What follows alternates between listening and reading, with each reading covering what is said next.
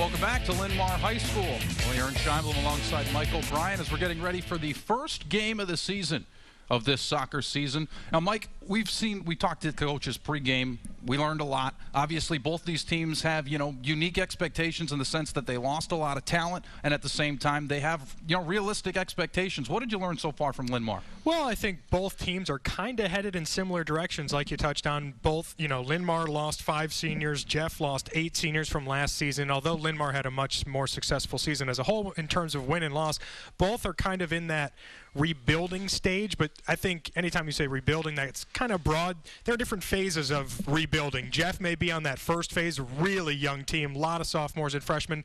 Linn-Mar, still a young team, but talent-wise and depth, just based on the number of athletes I had go out for the team, they're a few steps above on where Jeff is on that timeline, but both still very relatively young. There's only, as I look at the roster here, there's only one senior, the captain starting for the Lions. Actually 2, Kat Widmer and Annika Menges.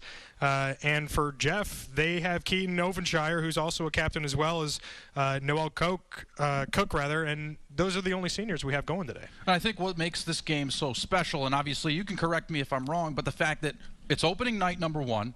But number 2, it is very cold. Yeah. Now, obviously, we took a look at the KCRG weather app before the game. 18-mile-per-hour winds is what we're dealing with tonight, and we're also in the mid to high 20s. So what sort of aspect do you expect to see that play into the first game of the season? Well, only time will tell, at least in the next 80 minutes here, what team that plays in favor for. Obviously, Linn-Mar, based on talent alone, has the advantage, but I think the wind also helps them, whether they're going into it or not, because the way Marco De Leon plays and attacks his team, they're a very possession-heavy team that does not favor the Jayhawks. The Jayhawks kind of like to get the ball, shoot quick. So when you have wind, it's a lot harder to keep the ball on the ground, whether you're passing it, to keep that ball in your possession. And I think the talent and skill alone on Linn-Mar, with that difficulty, which I think the Jayhawks will have, I think that pushes that in the Lions' favor. And to your point, take a look at exactly how windy it is right now, as you can take a look in your picture there. It is frigid outside, and now it's at the point where the sun is literally setting, to the point where the whole field now has already been dark. So it's going to be cold throughout this entire night. Now, the big thing to take away here is that both teams, have expectations to the point where, this should be a real, kind of scene-setting situation, so to speak. Now, I think one of the unique things about this, Mike, is that both of these teams, they were unique in the sense of how they played on the road and how they played at home. And let me explain that for a second. Last year, Linn-Mar had a 12-6 record, but they were only 6-5 here at home. So only one loss on the road. But take a look at that the other way. The Jayhawks, they had a 6-10 record, but 4-5 on the road. So obviously, they played some games. But we talked to the coach pregame in regards to the Jefferson Jayhawks, and he was telling us that, their roster is a little bit unique in the sense that they've got 9 players that they're absolutely reliable in, and you were saying that they're probably going to play the whole game tonight. Yeah, well, that's what Coach Steve Evans was telling me earlier. Again, we've touched on it. Jefferson just doesn't have the numbers that come out and participate in girls soccer like some of the other high schools, especially Linn-Mar, your Kennedys of the world. Just the amount of numbers that can help a coach so much, just having bodies to go to when you don't necessarily maybe have the talent, where Coach Evans is saying you maybe have 8, 9, 10 varsity level players. There's 11 spots on the starting line. Exactly. You're going to have to fill it with someone. At that point, it's just a rotation of who's feeling hot that day, even though that development of that player may only be at the freshman JV kind of level. All of a sudden, they're thrown into the fire here. You're playing a team that was the only team to beat Iowa City West last year, the best team in the Mississippi Valley Conference. That's a tough task to go up against. Well, I think especially with how cold it is, I think the weather, we really can't underestimate the fact that that could be a big factor. It's very cold, so these players are really going to have to do their best to stay stretched and stay warm, because all it's going to take is one pulled muscle, and that could completely change the complexity. If it's one of those key players you were talking about, obviously that could be pretty impactful. Well, they've already had that. In terms of Jefferson, they're rolling out a goalie today. Her name is Alexis Henderson. She's a sophomore. She is not a goalie. Last year, they had Tori Rother, who is now a keeper at the University of Dubuque. So they had a very veteran-led keeper who I believe had over a save percentage of 86%. It's something crazy. She had a great save percentage, 65 now, or no, 76 rather, that I'm looking at. Alexis, who's going today, she's not a normal goalie. Coach is telling me that she's a midfielder, but because, again, we bring up the lack of numbers, they got got to put someone in there. So it's basically just throwing a penny on her, telling her she's a goalie and see how she does. But she's coming off a tore MCL last year. So this is kind of a way for her to get integrated back into the game without necessarily have to run as much as the midfielders do, is where she's normal, or an attacking defender like she normally does. So it'll be interesting to see how she is in net. But again, you're just standing there. It's not your normal position. Your limbs get kind of cold, maybe start stiffening up a little bit, not as flexible to go lay out for those saves. It'll be interesting to see how that cold affects her play today. And one of the big things about playing goalie, you don't have to run as much. Yeah. That was probably the most appealing thing to me when I was in high school. You don't have to run when you're the goalie. Very little compared to especially someone in the midfield. We'll take a look at the starting lineups real quick as the players line up, as we'll take a look at the Jayhawks first. Jayhawks, like I said, last season came in with a record of 6-10. They were shut out 7 times last season. They're hoping that won't be the case tonight as the players run through it, but a lot of talented players on this team, especially as you take a look at it from last year. You said 9 key players that they're going to be focusing on. Well, number 25 right there, forward Shannon Clendenin. She's their leading scorer returning. She had 7 goals last year. From our statistics, nobody else had more than 1 that's returning on this squad. And it's actually a funny story about their statistics. Steve Evans, he's only a second-year head coach. He was an assistant at Wash before that. When he took over at Jeff last year, you worry about the coaching and his management style, and nobody ever told him that he had to keep track of his own stats. So about the first 5 or 6 games, he didn't know he was responsible, so they don't have official stats. So I'd be wrong to tell you that Shannon only had 7 goals. It could have been that, but as far as official stats go, Jeff doesn't even have it. As you take a look at the Linn-Mar starters, and we talked pregame, there is one player that is particularly special on Linn-Mar, and that would be Abigail Santana. Yeah, Abigail Santana is just one of those talented athletes that you don't really necessarily have to coach. Her soccer IQ is already so high. She's only a sophomore. She's already committed to Creighton. And I don't know, when I was a sophomore in high school, I certainly wasn't thinking about college, let alone know where I'm going at a Division I athletic level. Just an absolutely impressive athlete. 9 goals, 4 assists last year. Shooting percentage is just terrific. 76 shots, 48 of them on goal. So you know she's at least giving the keeper a chance to make a save as opposed to just throwing it on the net. If anyone's going to score goals for the Lions, it's Santana. As we'll go ahead and get ready for the national anthem here.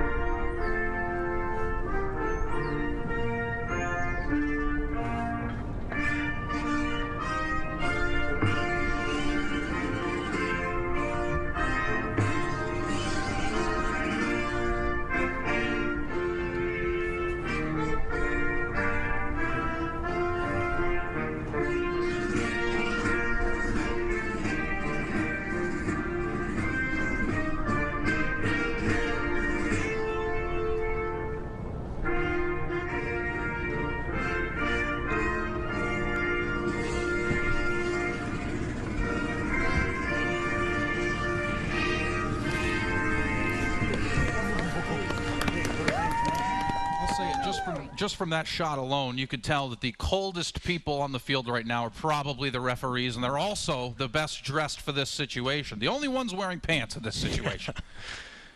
But everyone, some of the players had that in warm-ups, but unfortunately not allowed during the games.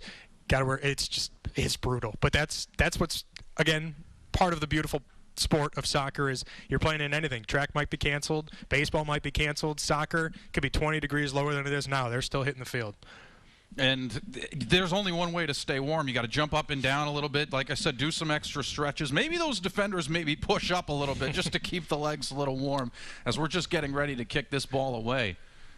Well, opening game of the season. If I'm most envious of anybody, not that we are because we're in a nice heated press box, but Jayhawk keeper Alexis Henderson's got that tiny little sliver of sunlight over there. She's the only one on the field that gets to enjoy that, however long that lasts. Probably not much longer, but you know, the benches are covered, field's all covered with shadow. She's living pretty nice over there. And by the time they switch sides in the second half, Not going to have that luxury for Linn-Mar. The sun will be set by then. Well, that'll be interesting to see in this first half. You have the wind going here, like we mentioned earlier, about 20 miles an hour. It's going from left to right from our midfield camera. So Linn-Mar's going to be attacking into the wind.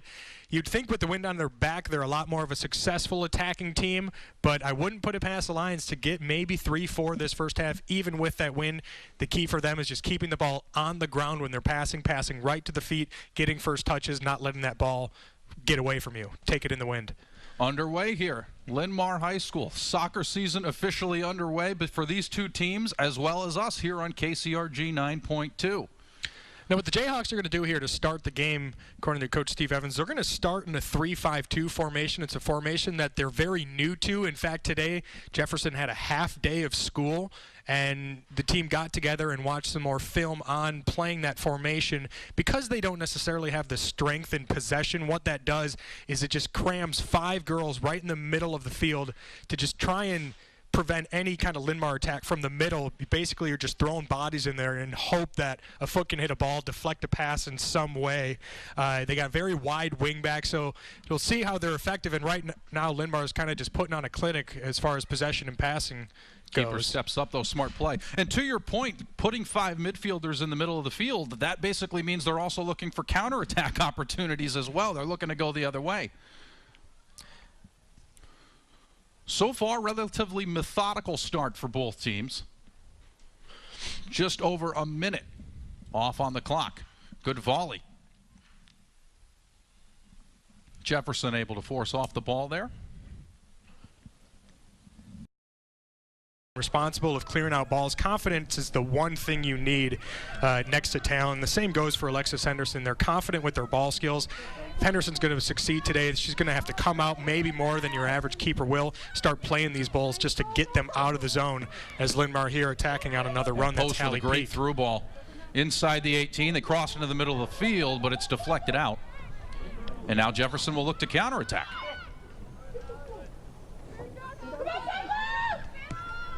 It's another senior, Kelsey Hawkins, making the pass up unsuccessfully to Shannon Clendenin. That's 25 right there. That's her top goal scorer.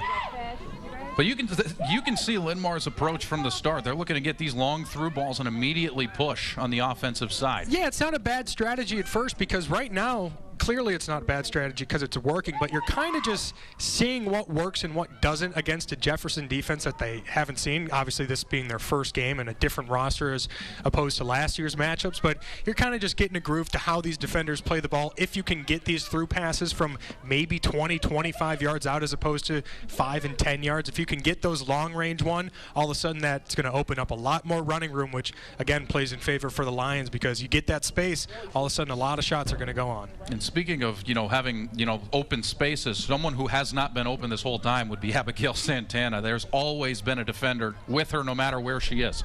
That's a smart strategy. I think so. That might pay off for them in the long run. I don't know if that means they shut out Santana, but marking her with at least 1 or 2 bodies at all times, I'd say that's probably a given that Santana's going to see for the next 3 years in high school play. And considering how active she was, we talked to the coach pregame, and he was explaining to us that she's used to the cold weather. She's been training in Wisconsin when she's not been here. So obviously used to this, but it's nonstop soccer for her. Yeah, I think most soccer players, especially at that level of a talent, they most of the time play year-round, but, here in the Midwest, playing year-round is a whole lot different than playing year-round, say, in Florida or California. If you don't have, the resources to be able to go play for a travel team in California, you're stuck here in Wisconsin and Minnesota and Illinois, and, you think, oh, nice spring weather. It's April, 7th or 6th, and you're still sitting with mid-20, low-20 degree weather. Nice ball here to post. And this could be something. Again, that's Henderson just coming out trying to be aggressive, which is what her coaches are telling her to do. Not a normal goalie, so maybe not the best ball skills when it comes to her hands, so she's going to try and utilize her feet, coming out, being aggressive to try and clear balls. Fortunately for her, just a little bit of a misplay there. And we'll see our first corner of the game here for either side. Just about 5 minutes gone past here in the first half. I believe that's Captain Kat Widmer for the Lions taking the corner. Unique strategy here, going with 2 people. Yeah, normally you don't see 2 out of bounds there. If they're going to try and short kick, normally one of them just stays in bounds. It looks like that's what they're doing. It's a nice move back to Linn-Mar. And then cleared away. Jeff doing a very good job on that so far. Obviously the possession very heavily into the advantage for the Lions as we expected, but so far no shots on goal for the Lions. We're only about 5 minutes 15 seconds in, but a successful 5 minutes 15 seconds. Oh, maybe I spoke too soon here as they cross right in the middle. Again, cleared away though. Yeah. See, they weren't going to make you look like that. You said no shots, it was going to stay that way. You know, that's the thing with there's a lot of time left. What we're seeing now is kind of what we expected to see, and if you're Linn-Mar, you don't have a goal in the back of the net right now, but it's kind of like that old hockey phrase where you put pucks on the net, good things will not happen in soccer unless you put balls on the net. Exactly. And as long as Linn-Mar can get loose balls inside the 18, inside the 10, sooner or later some of those are going to go in. Pass to the middle of the field, immediately stolen away by the Jayhawks, and here comes that counterattack. Skylar Linus with it, trying to feed Clendenin on a long through ball. Looks like that was a little too strong. That'll go out for a goal kick. And we talked about this with the coach pregame. He was explaining to us that the difference between these two teams, just in regards to practice, is that Linn-Mar's been practicing on the field we're looking at right now, and the Jayhawks have been practicing inside a gym. Yeah, well, Marco De Leon was even telling me, they do have this field, but because it's so cold out, they've even had some gym practices themselves. Probably not as much when you have resources like this. Just an absolutely beautiful field, beautiful aquatic center right behind it as well. The facilities here at Linn-Mar. But like any sport, playing on a hard court gym style, that is very hard to translate to on actual turf or on grass kind of play. The ball bounces differently. The speed is different when you're passes, so it's a lot harder to time your runs with your teammates when that's your practice setting. And again, it's just how resources can affect a team's development and skill set when you have a team like Linn-Mar who can practice out here more often than practicing in a gym. That's a big advantage. Ball stolen away and kicked out of bounds, so it's going to be a throw-in for the Jayhawks. About 8 minutes into this game so far. It's Noel Cook with the throw-in. Didn't lead to much as it's Anna Kimball, the keeper for Linn-Mar. Could lead to a counterattack as they throw it into open space. The one that was the garage fire in Marion on like 26. Our first foul of the game. Yeah, it's a nice attempt there from the senior Sydney Miller, trying to just be aggressive, come closer to the ball right when Linn-Mar takes their first touch. Fortunately, can't really put two hands on him and push off like she did, but, no yellow card, so the coach will accept that. You would hate to get carded on the first foul of the season. Yeah, you got to sit 5 minutes out anytime you get a yellow card, and with a not a very deep roster to begin with, especially a senior like Sydney. She knows a little bit better than to get a card like that, but that was not a very aggressive play. Just a little too much handwork. Jayhawks once again looking to get something going.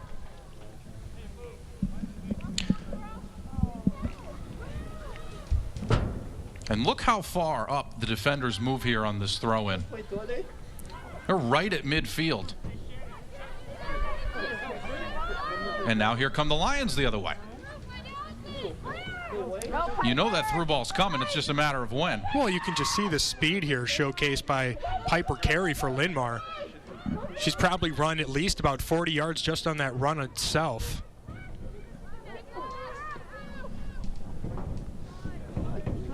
And Linn-Mar going to have an opportunity here. But stepping in front of it. Now it goes back to the Lions. But again, same deal for both teams. The defense back line is moving up so far. Well, yeah, you have your one sweeper, Hannah Suskin. She's on the 40-yard line there with the ball right there, and she's the last line of defense. Right. The rest of the three defenders are not necessarily in an attacking position, but a very aggressive position, being situated right about the 45 to 50-yard line. And they're just stacking numbers on the Jefferson side of the field, and eventually that's going to pay off. But so far, the Jayhawks staying very firm defensively. And a lot of that is because they're deflecting passes. Not every through ball is going through, and that's the benefits of a 3-5-2 formation, just stack in the middle with bodies there. Eventually, you're going to cause some turnovers. And one of the things we've seen from both sides is very little pinball and a lot of controlled passes. When they steal a ball, obviously, it's just going right back the other way, and the other team has it under control. Well, and that plays very much into the advantage of Jefferson. They're not the more experienced team when it comes to possession kind of play. If they can get these turnovers, all they need is a chance or two, because Coach Evans is telling them, especially in this first half with the wind at their back, if you get an open shot, maybe from anywhere as far as 20 to 25 yards away, take that shot. You never know what the wind is going to do playing on a keeper like Henderson. They're going to take their shots if they get the chances. If you're Linn-Mar, you just got to prevent that from happening. And again, Jeff, another turnover here. Stepping right in front of it and then cleared away.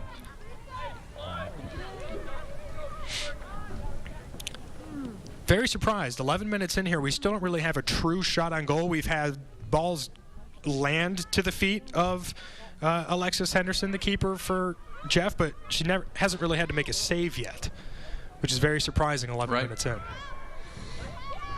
No, it's literally right around the 20-yard line, so to speak, on both sides is where you see the defense really step up and start to limit these offensive opportunities.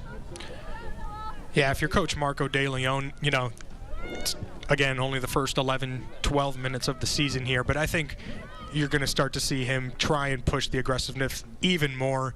He knows that the level of these two teams should not result in a 0-0 game, whether it's in the first 12 minutes or whether it's final.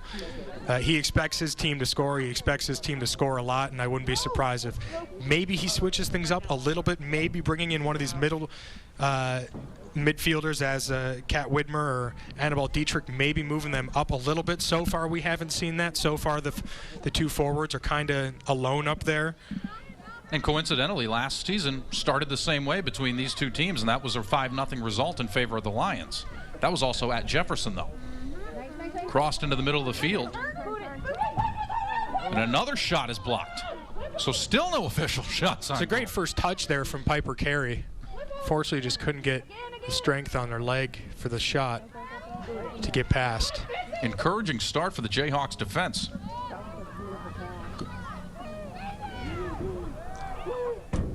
Well, and that's a ball that can't stay inbounds there. If you're Henderson, you got to be a little bit more aggressive and dive on that ball. Or I believe that's Keegan Ovenshire. She's a senior captain. That ball either needs to head out of bounds. That can't have an open ball right there within 10 yards that Linn-Mar is able to possess, even if they're not able to keep it. And Dietrich working the ball to the outside now. And they'll get it back to the back line and reset things. Possession seems to be the key so far. Yeah, and that was always going to be an advantage for Linn-Mar. Again, early in those first couple minutes, we saw them hit about 2 to 3 quick through balls that were about 15, 20 yards out that gave them good chances.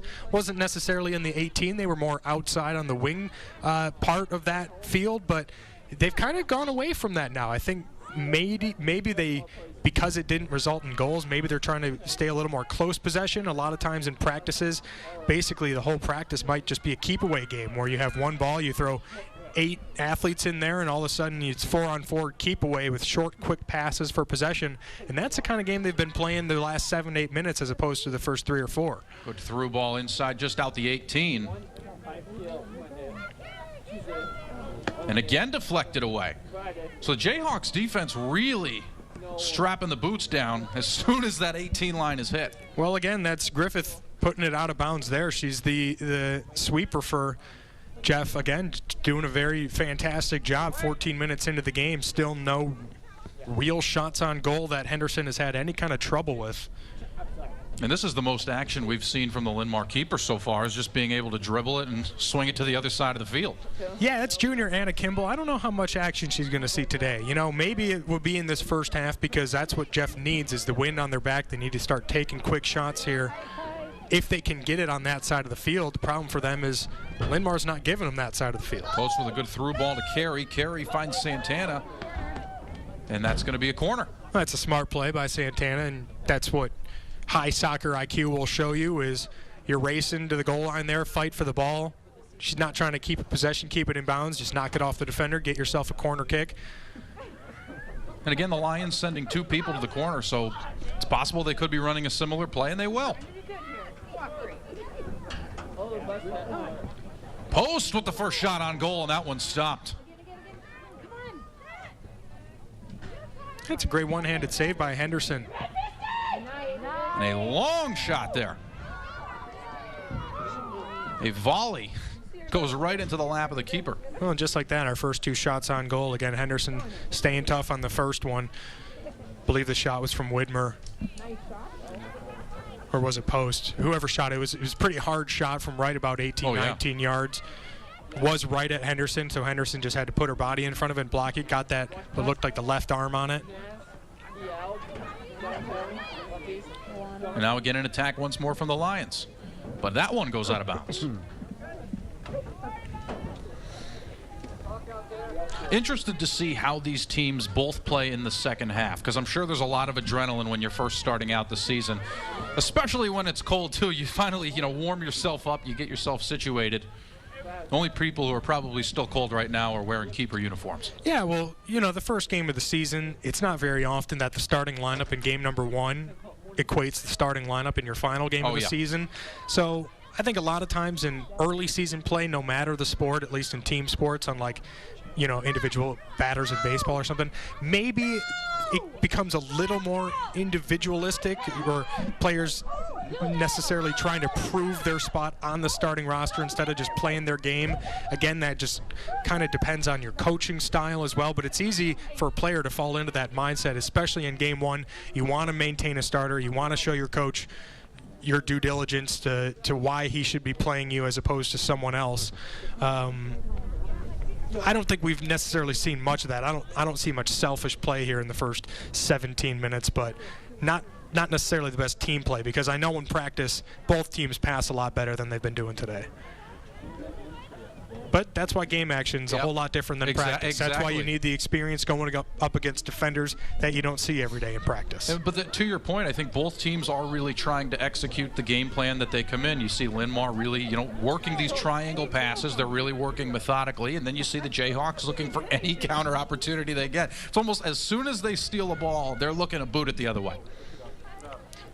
Yeah, well, that's kind of what they have to do. They don't really have the midfield attacking style that they're able to contain a ball, say, at their own 40 or at midfield, and then bring it into the Linn-Mar offensive zone. They kind of need the ball to land there on itself and then get maybe a lucky touch or a great first touch to beat a defender, or a great through ball. That's kind of what the Jayhawks are going to have to rely on, as opposed to just dribbling it up into the attacking zone like Linn-Mar's been able to do here. And stepping in front of that one would be Henderson. Looks like they've ruled it a goal kick. She was a little bit past that end line. We're going to see our first subs of the game. An opportunity for fresh legs.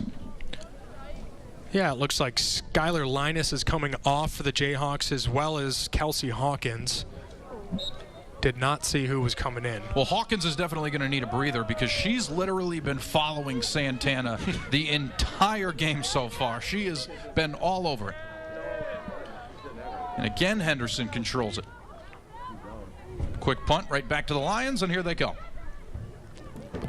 Again, stepping in front of the Jayhawks. Now, if I'm the Lions, and I know there's a keeper like Henderson who maybe isn't the most experienced keeper in the world, or at this level, because this is really her first true game as starting keeper for Jefferson, I'm kind of going to take a page from Jefferson's playbook here, where Linn-Mar's looking for these A-plus chances. They're getting the ball down low. They're not necessarily making those crosses completed in the middle of the field. If you get the ball, you're 20 yards out, I might as well just take a shot now, make Henderson prove that she can make the save that's not necessarily right after, because 20 minutes in, Linn-Mar has very much expected to score at this point. And one of the things that I've noticed, at least through this first half of the first half, so this first quarter, so to speak, they're working the left side of the field and Allison Post a lot. I mean, very little to the middle of the field and a lot towards your near side camera here. Yeah, and they learn as the game goes on. That 3-5-2, you got really, really wide wing backs for Jeff, and that kind of is trying to prevent that from coming to fruition where you can get it wide, but you can't get it back close because there's 3 more bodies in there, and you have your wingback defending whoever's got the ball on the outside. So far that's working for Jefferson. But like I said, I would expect Linn-Mar to maybe be more aggressive in the shooting aspect of this game, where if you get maybe 2 steps of open space in your surroundings, I wouldn't be surprised if some of these midfielders start shooting at the net. As we're officially 20 minutes in to the soccer season here between both these teams and us here on KCRG 9.2. Aaron Scheinblum, Mike O'Brien, quarter of the way there. Again, good ball movement from Linn-Mar, and ripped away by the Jayhawks defense, and falls back into the Lions' hands. Well, feet, I guess you could say.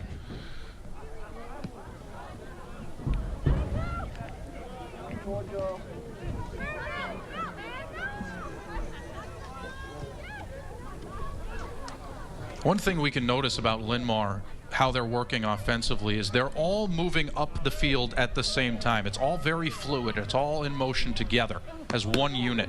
So they're going to have another good opportunity here, but blocked again. So our 3rd quarter of the game now. Again, that's Griffith just doing her job.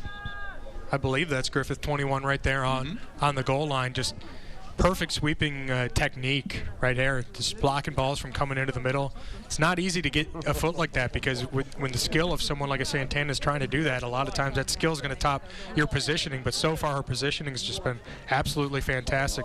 Coach Evans talking about her confidence, and so far that's what she's showcasing today. Just confidence, whether she's going up against a freshman from Linn-Mar or it's Santana. She's right there in the right position. Good stop there. Alexis Henderson able to control the shot, and our 4th shot on goal again denied. Strong start from the keeper, who you said wasn't expected to be one.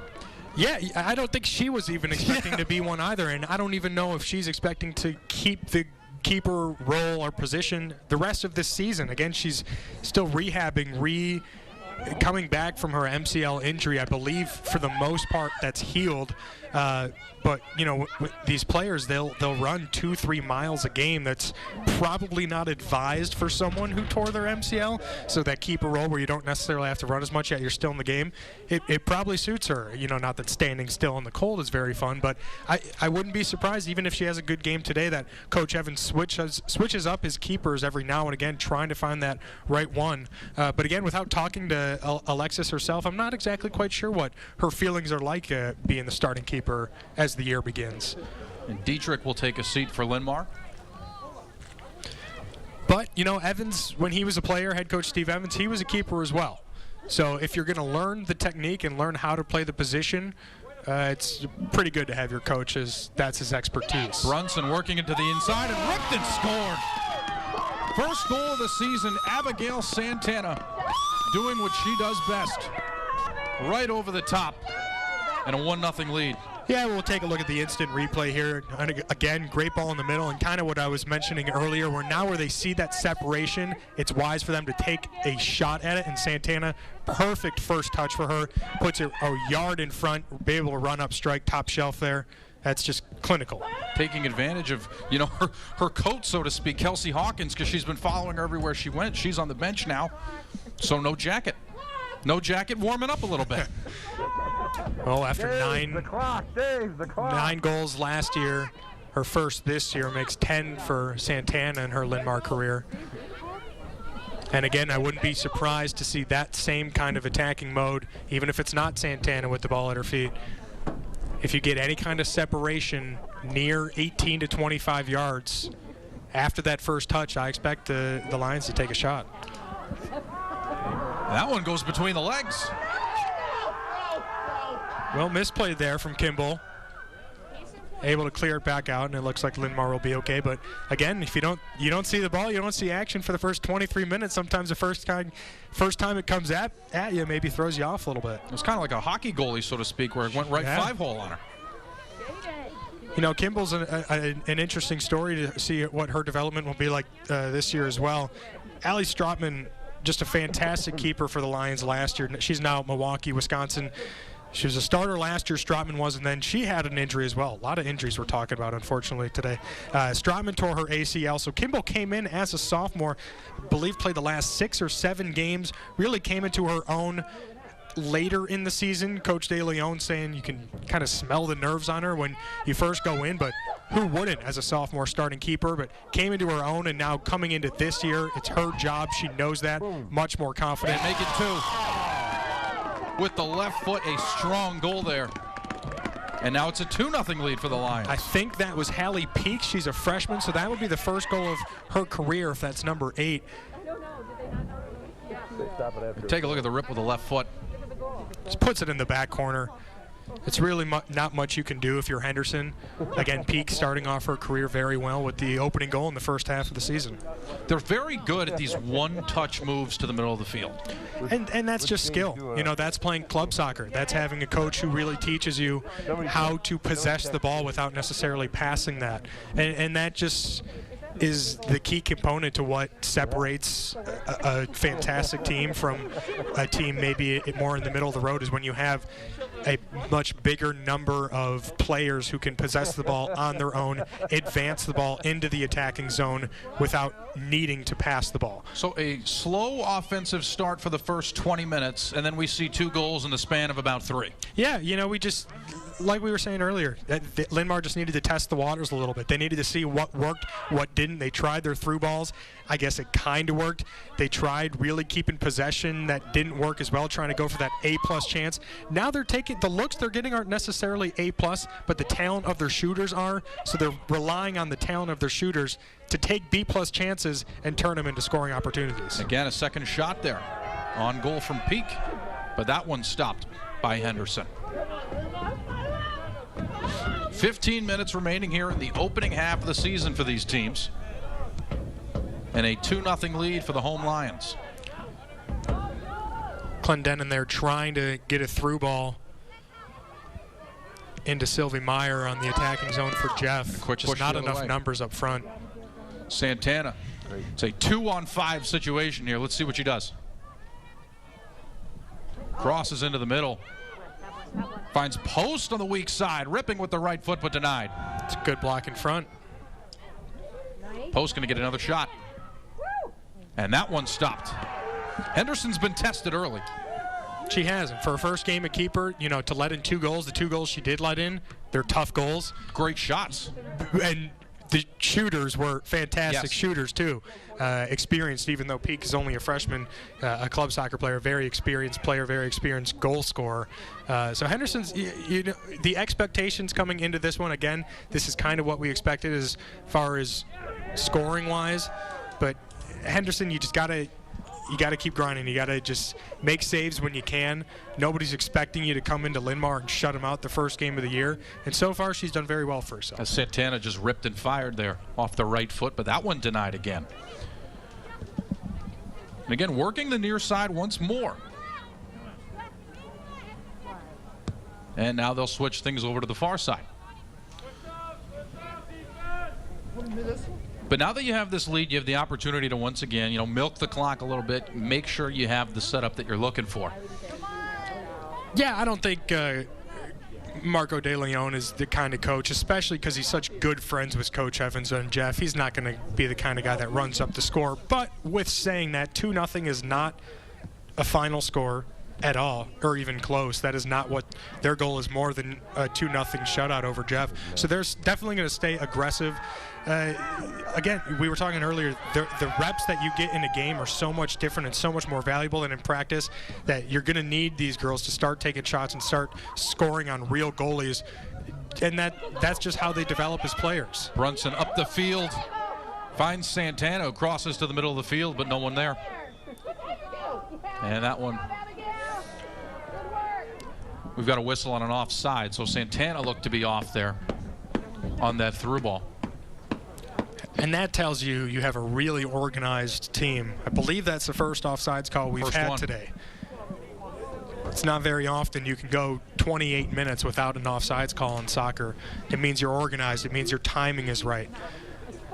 That's all stuff that's practiced in the off-season or in the preseason. That's very hard to perfect. And not that it's perfected in any way, but 1 offsides a half, Coach De Leon will take that 10 out of 10 days. You have to be encouraged with, you know, again, early in the season and how frequently they're using that through ball.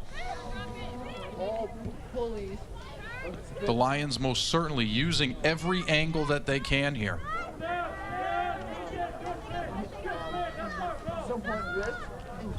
As that back line will push up, and we'll see some more substitutions here from the Lions. Now, the Lions have this advantage in the sense that we talked about it pregame. There's 9 players for the Jayhawks that are basically going to be on the field the entire game, and here you're seeing a mass substitution, 5 players all swapping out for the Lions.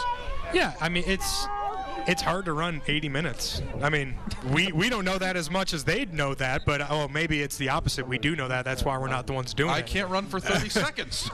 Doing that, especially in this kind of weather, of course, it plays in fatigue. Just to have the ability to go to your bench, to get fresh legs, to get fresh lungs out there breathing, energy level, that means your players are going to be faster. They're going to be quicker. They're not going to be as lackadaisical as maybe a player who has to play the whole game. And unfortunately, that's something Jeff's going to have to deal with for the majority of the season. At that point, you just hope everyone stays healthy. I think that's the big thing. It's just a matter of, you know, if someone gets hurt, then who's that next girl up, so to speak? Yeah, and that's the mentality Linn-Mar has had to come by this year. Obviously, they have Santana returning, who was one of their best players last year, probably their best player this year. But they lost 3 college players. Rachel Crawford, she's at Clark. Allie Strotman, now the goalie at Wisconsin-Milwaukee. Carly Waterman, she's at Co. Not every team gets 3 players that go play at the next level. That's a lot for a high school team. So Marco De Leon, he's implemented a system here that is really reaping the benefits now of the next man up kind of mentality, which a lot of teams try, and a lot of times it doesn't end up successfully. But Marco preaches his core values: hard work, unselfishness, respect, accountability, and really rewarding those things when they happen. And now they're starting to see the results of their culture. You know, you look at the record last year, 12-6. Okay, maybe not that good, but not good, but it's not obviously the best if you don't make it to state. But then you can go and beat a team like Iowa City West, who last year was a state semifinalist. There were bright spots for this team, and maybe last year was their year. But I do think that if you have a girl like Abigail Santana, you're going to have a shot every year. Your window's big with her. Absolutely.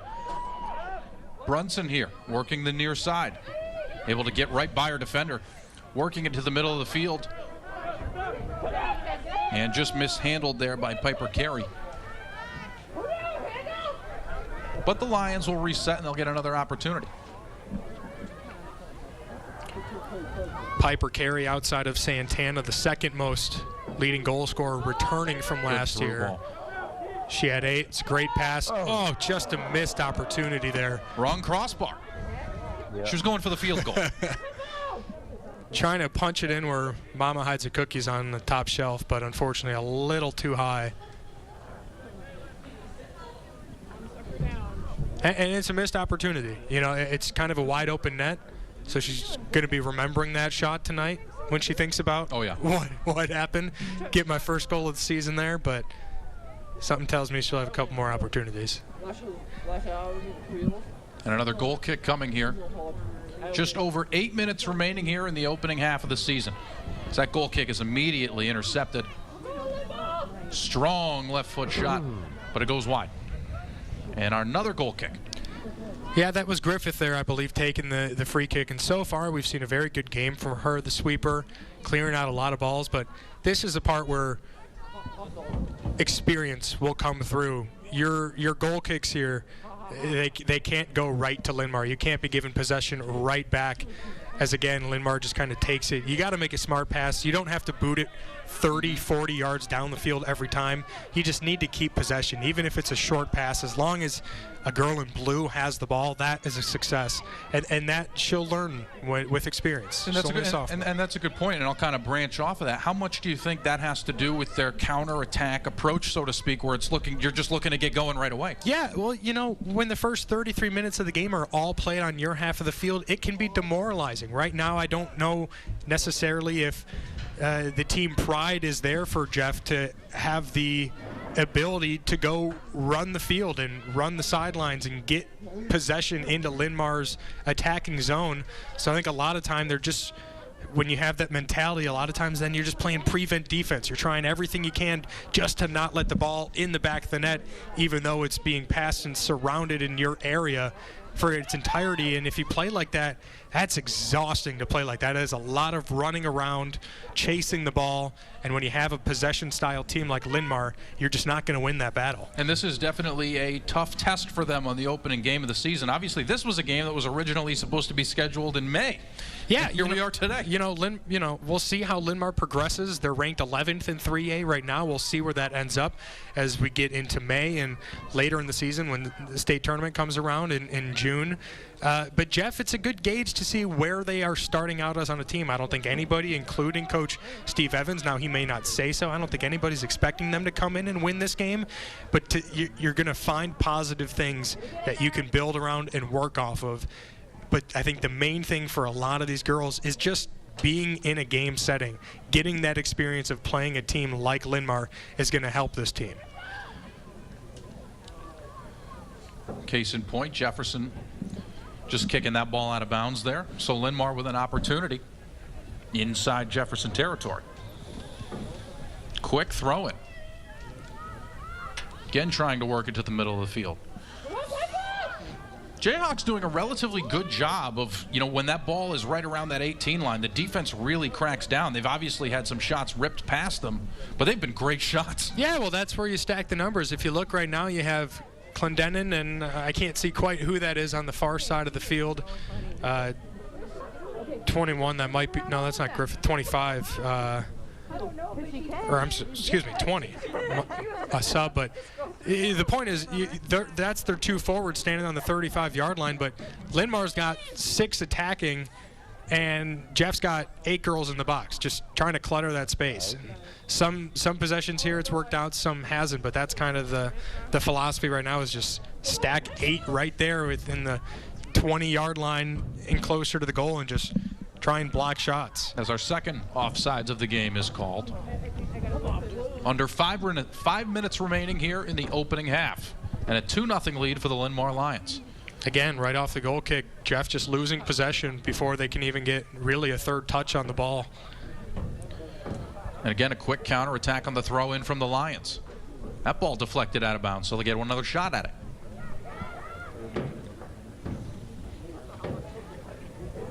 All 11 players right now in a blue jersey are inside that 15-yard line. They are really packing it in inside the box. Good ball to the corner. The question is, does it stay in? Good volley to the middle. And that ball high. And the Jayhawks able to clear it away. And a quick counterattack again. Same approach every time. You've seen these volleys to the middle of the field, and they're just looking to rise and fire, so to speak. Yeah, well, I think that's what they found works the most. They don't necessarily need the through balls like you would on a more defensively skilled team. You can kind of get open from anywhere within 25 yards, try and get a good first touch and take a shot. That's how they've scored in this game. They haven't scored any other way. So you stick with what works. 3.5 remaining here as the Jayhawks will throw it in from the far side. First, we'll see some substitutions, as coming back into the game would be Kelsey Hawkins. How's her strain? Good. She said just was slightly weaker than the other leg. Right. She can And again, she really wants to relax this amount of work and be patient. a lot of fighting for the ball there, and that one will be reset as Linn-Mar will take it back into their own territory and switch the field. And that forces the Jayhawks to once again spread that field out and leaves the door open for these corners and crosses and through balls all the way down the sideline. Yeah, no, it seems that way, doesn't it? You get to know everybody really well. Linn-Mar staying patient here as they work it to the near side in Hummisser. Partially deflected, but again controlled by Sauerwan. Dietrich tries to switch the field. Pinballed a little bit, still pinballed, and now it falls back into the hands of the Linn-Mar back line.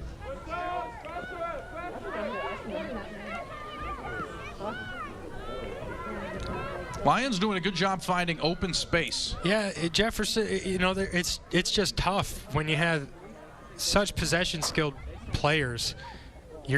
all you're doing is really running around the field, just chasing the ball, and that's what Linn-Mar is so good at. And I just can't running for that.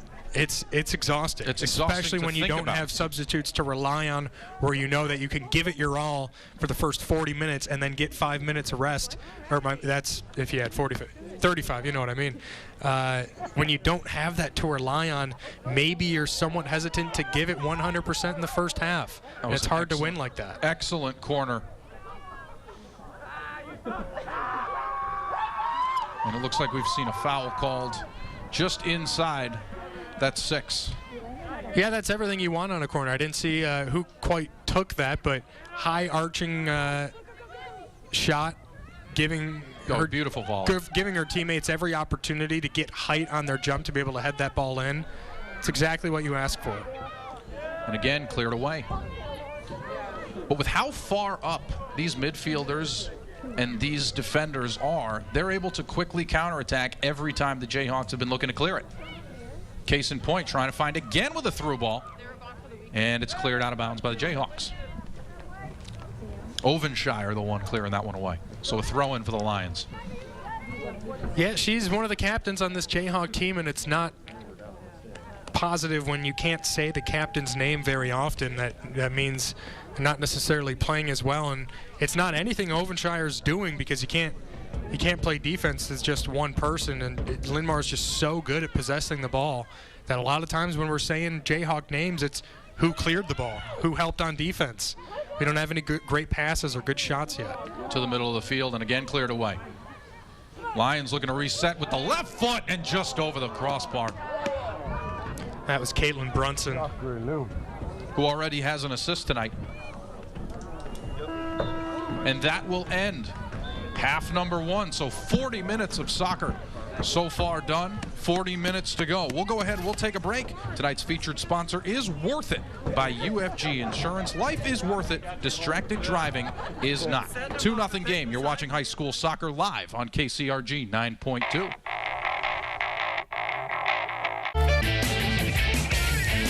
Welcome back to Linn-Mar High School. 2-0 lead in favor of the home Lions. Aaron Scheibel, Mike O'Brien. 40 minutes in the books. Mike, what did you see? Well, dominating performance from Linn-Mar, which is, I believe, exactly what we expected today. Maybe we expected it to be even more dominant. I personally thought it would be a little more than 2-0 after half. It took Linn-Mar about 22, 23 minutes to really get their feet under them and to start the season off clean. Not that they weren't necessarily clean, but as far as goal scoring, getting great chances, as we're going to go into our replays here for the first couple goals today. And that's the thing, as soon as that 20-minute mark hit, they came in with a very, very strong, approach. In those 3 minutes, we literally saw 2 goals. As you can see, they were tested early on, but the keeper doing a good job. Alexis Henderson did an extraordinary job early on. Yeah, in her first game as goalie, you saw some of those chances. She's staying aggressive, getting it right to her right there. In a perfect world, she's got to catch that first ball. She can't let that rebound drop, because you never know if Linn-Mar's going to get an extra foot in there. And here's your first goal. And again, it's just a perfect first touch, and a very experienced player in Santana. Just a rifle of a shot on the top shelf. Not many goalies, let alone Henderson, is going to be able to stop that one. And there's that second rip right into the low corner. That was the second goal and second mark on the tally for our game so far. Again, just another goal coming right off the first touch. Be able to get it to your dominant foot, get all your weight on that back leg behind, or whatever your shooting leg is, to get full momentum into that foot.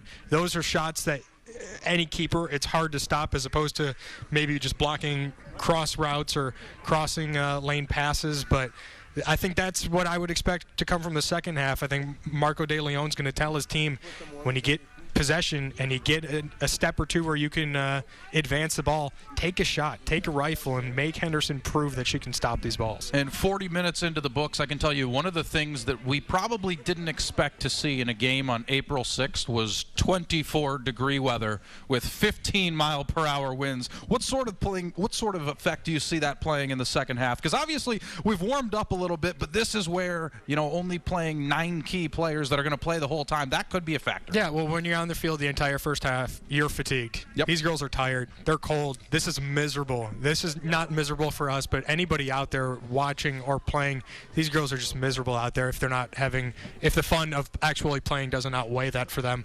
But, 10 minutes of rest in a locker room, that only does so much. Now you're going to get on the field.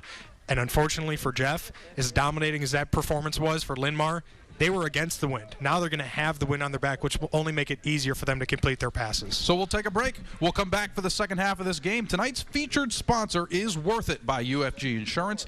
Life is worth it. Distracted driving is not. 2-0 lead for the Lions. You're watching high school soccer live on KCRG 9.2.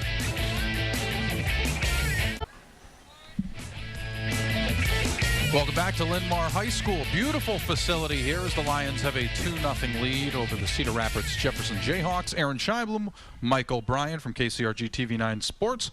So far, so good for the Linn-Mar Lions here as we're just getting ready to start the second half. But you may notice that something's missing, and that would be the teams. Yeah, 10 minutes on the clock, halftime. Your allotment a lot of times over.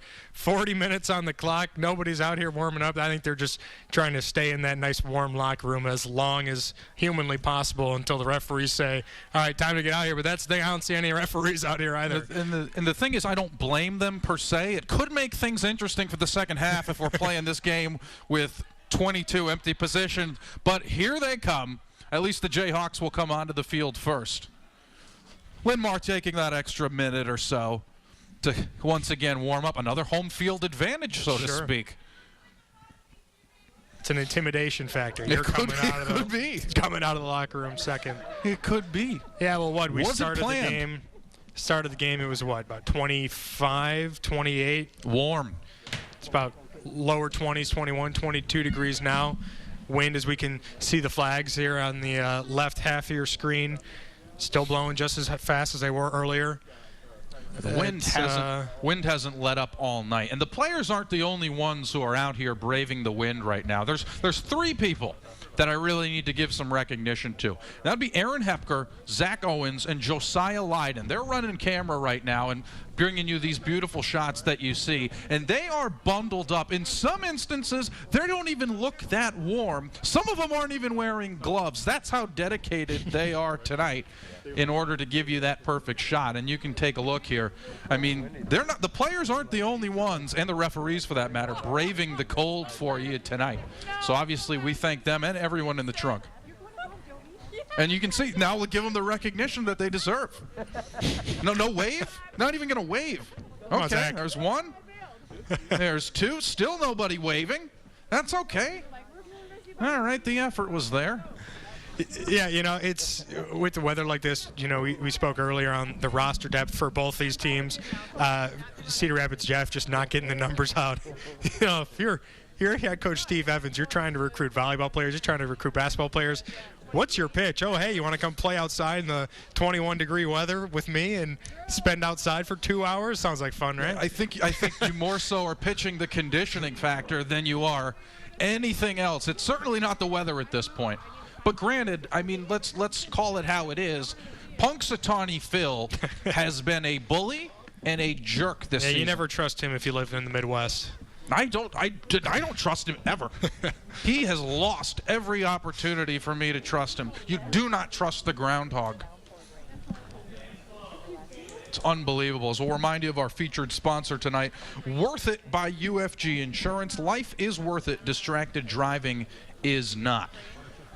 And through KCRG, we do invite you to take the pledge on our website that you will not text and drive, you will not call and drive. You can take that pledge on our website at kcrg.com.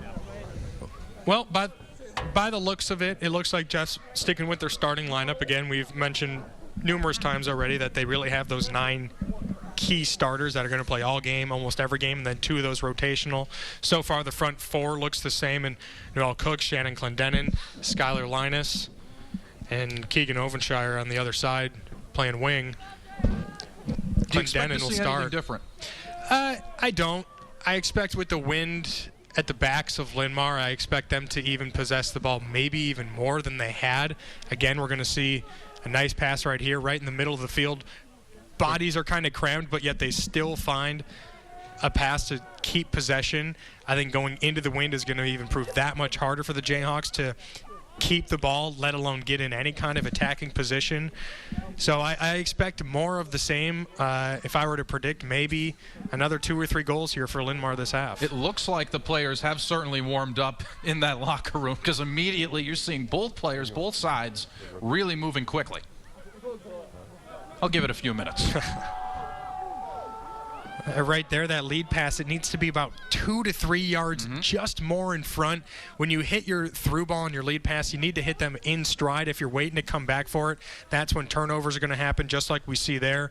It's a good pass. It just needs to be executed that much better for them to be able to keep the ball for a little bit longer. Unfortunately for Jeff, it ends up being a turnover, and Linn-Mar gets it right back. Yeah, and on the other side, Santana leading 2-3 yards a little bit too far. So it goes both ways.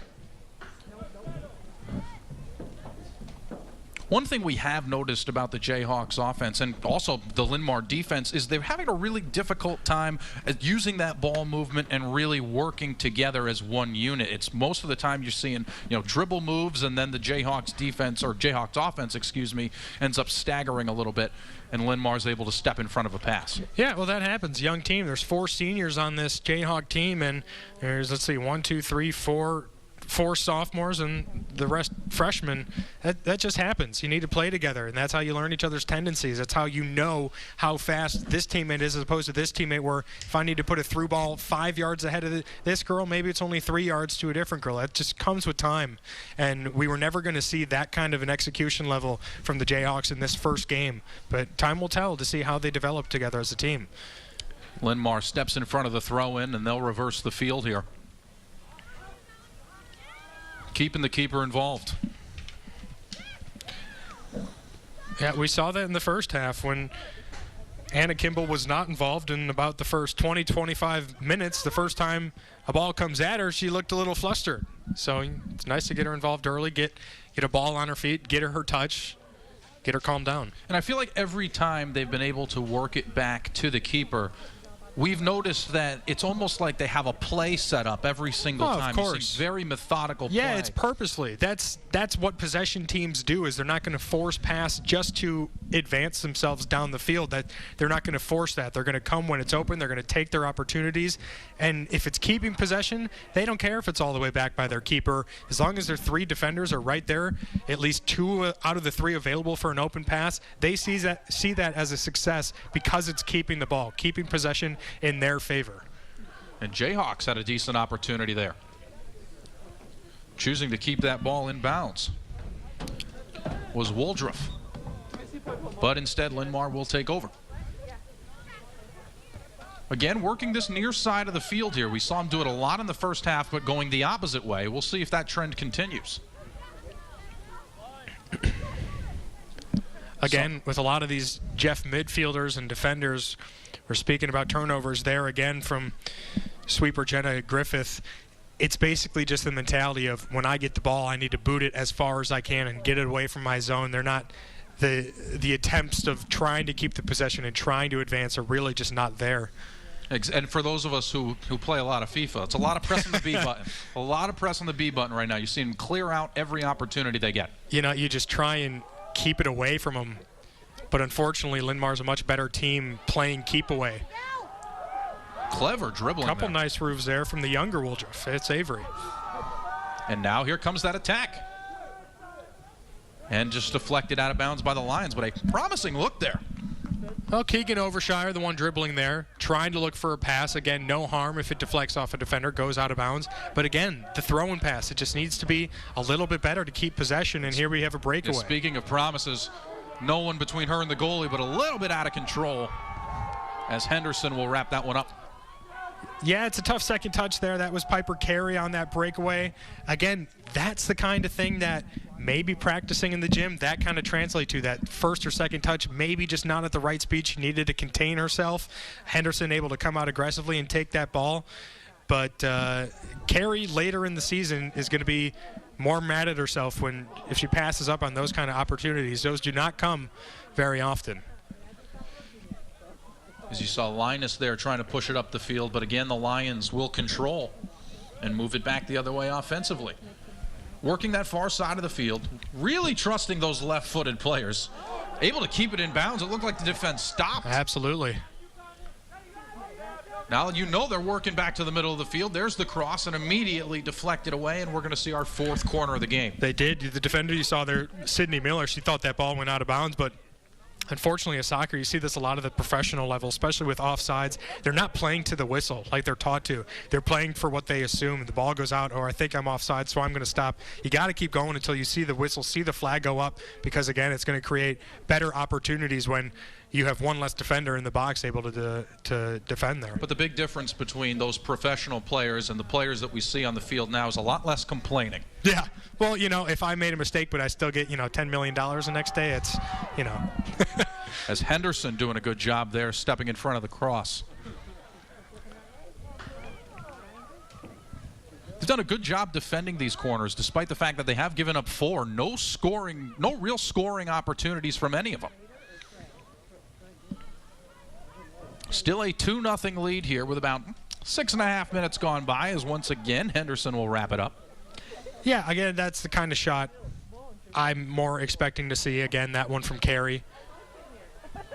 Or, excuse me, Peak, that was Hallie. But, you get a shot. I think Hallie there was probably 30, 32 yards out. But if you get space, just put it on net. Make Henderson make a save. Case in point, another cross to the middle looking to set something up. Jefferson doing a really good job, really all game, getting in the way of these cross-pattern kind of passes. Linus has some clever ball movement, I will admit. One of the bright spots for these Jayhawks.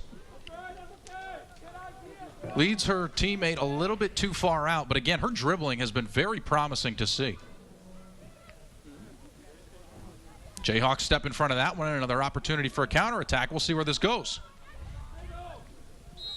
Immediately back to the feet, but a foul called, so the Jayhawks will continue.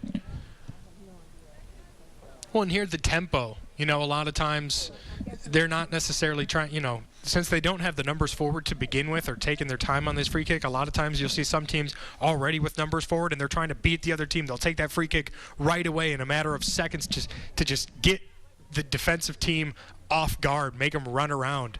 Unfortunately, not much there organized-wise for the set piece there for Jeff, but it just comes with experience, like a lot of other things will with this team this year. Turning on the Jets here as they make their way towards the end line. And they're calling it a goal kick. Deflected out of bounds by Linn-Mar. Yeah, it's a good attempt from Santana to keep it in, but again there, Jenna Griffith, we've said her name so many times as a sophomore sweeper for this team. Has truly stepped up, only a sophomore. To be in the line, a back line of defense against an offense as powerful as the Lions, and still right now only to give up 2 goals, and she's there almost on every defensive possession, putting her feet near the ball, trying to deflect anything, put it out of bounds when she has to. Again, right there, winning a one-on-one against a skilled player like Abigail Santana. It's everything you want to ask for in a sweeper, and the fact that she's an underclassman just proves so well for the future for Steve Evans' squad. And to the defense's credit, both goals have been beautiful shots. Oh, 100%. They took first touches. They got their space kind of in the slot kind of zone, right, lined up with the 18 middle of the field, and that's prime scoring position. And unfortunately, the Jayhawks gave them that kind of position, but they honestly will take that as a success. If you can limit under 2 or 3 a game to a team like this, that's a success for this young team. Again, cross in the middle there. Just too many bodies for the Jayhawks. Nothing can get through. And that shot goes over the goalpost. Just about 10 minutes gone by here in our second half, and a 2-0 lead still for the Lions. We need the goalie. That would kind of be important. Be interesting to see if Coach Evans talked to Griffith here. Unfortunately, the point I was going to make is these free goal kick type kicks that Griffith is in charge of. A lot of times so far today they've been ending up in turnovers, and it does again there. Someone needs to be telling her and encouraging her that it doesn't necessarily need to be a boot down the field to whoever's open. Right now I see 2 open teammates on the far side of your screen to the right that I hope she sees, and unfortunately, well, there's an open where maybe you play that back. That's where the experience, you play that back to the goalie to Griffith herself just to keep possession, because less than 10 seconds later, Linn-Mar's already got the ball back. And to your point, I'm sure game reps will help. Yeah, it just does. And, you know, it's someone pointing it out to her. I don't know how much Coach Evans does film study with this team. I know earlier today they were mainly just studying the formation they were going to be a part of, is, you know, learning each other's roles and what position has to be in what area of the field. You know, as far as going with game tape from the game itself, it's just turnovers are going to happen. That's just part of the game of soccer. It's the unnecessary turnovers that you just try to limit, and that's what makes a good team as opposed to a bad team, is they don't make the mistakes when they're unnecessary. They don't give teams chances that they don't earn. And a counterattack opportunity here for the Jayhawks. Working to the middle of the field and then again intercepted by the Lions. So now they're going to have an opportunity to counter. And they get it into Santana's feet. Solid lead pass all the way up the field. But a little bit too strong, as that will be a goal kick. Well, and that pass, honestly, in the first half, that might have been perfect. But now with through the wind still blowing as hard as it is, that may have rolled it an extra 4 or 5 feet in front. And that's the difference, again, when you play in weather like this. It can be a real factor in the sport. About 11 and a half minutes gone by here. As again, that ball stolen away by the Lions. And looking to work the middle of the field. Henderson steps up. Great opportunity there, and a great idea to throw that ball up high into the box. But I will say, though, for a keeper that didn't know that she was going to be between the posts, so to speak, she has a pretty high goalie IQ. Holding her own. It's high IQ, and again, it's what Coach Evans talked about. It's confidence. It's the knowledge and confident ability to be able to stay aggressive. Those balls that are on about the 5 to 10 yard line of the football field that you see the lines drawn up, she's able to run out there and go grab the ball instead of waiting for shots to come at her. Yeah, these are smart plays. It's great positioning. And the through ball a little bit too strong, as Griffith will clear that one away. Again, it's just interesting to see the tactics for Linn-Mar offensively. It seems like they're resorting back to what they did early in the first half. They're trying to get this open space through the through ball as opposed to maybe just taking a shot kind of like that. It did get blocked there by Griffith, but from 20 to 25 yards out, I wouldn't be surprised to see in the next couple minutes here if they transition back to what worked in the first half, which is really just getting shots on goal no matter where they're coming from on the field. You don't have to get the advantage 2-on-1 with a great through ball and then make a nice crossing pass. That's not a necessity in this game. You just put shots on goal. Eventually they're going to come in. Overshire, nice steal there. With another opportunity to push it back. Able to keep it in bounds, but again turned over. Back come the Lions. Solid through ball inside the 18. And once again, resetting the offense. Goes right into Henderson's lap. Again, they're looking for those crossing routes where one of the strikers, whether it be Santana or Carey or Peak or whoever, is going to be making those runs on the middle of the field, looking for one of those cross balls to come into the box, and the passes are there. The strikers are not. Yeah, that's just been a miscommunication for just Linn-Mar. Outside the box there. Saw a player taken down. They've ruled it a corner. Could have been a free kick either way. But nonetheless, another opportunity. The 5th of the game for these Lions from the corner. Hallie Peak lined up there with her teammate to take this. And that's pardon me, that was Whitmer. But that's the first time we've seen a Jayhawks defender right up, avoiding the opportunity for them to get that quick pass and set something up. Whitmer again throwing one towards the middle. Almost got a header on that. Deflected out. This will go for another corner. Number 6.